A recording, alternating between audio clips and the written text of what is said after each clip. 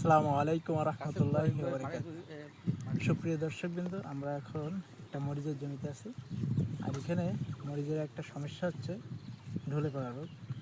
এই ঢলে পড়া রোগের জন্য আমরা একটা সমাধান পাইছি। সেটা হচ্ছে আমরা জৈব সার আর হচ্ছে ডালমা, মানে যে ডালমাগুলো আছে এই ডালমাগুলো জৈব সারের সাথে আমরা মিক্স করে এই গাছের গোড়ায় দিয়ে দেবো।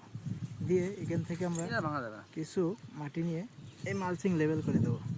দিলে দেখবেন আপনাদের এই গাছ যদি ঢলেও পড়ে তারপরেও এই উপর থেকে ইনশাল্লাহ আবার শিকড় গজাবে।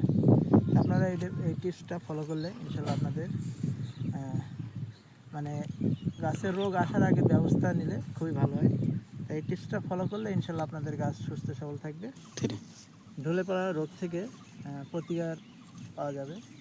তা আপনারা এই টিপসগুলো ফলো করেন আর আমাদের সাথে আমাদের এই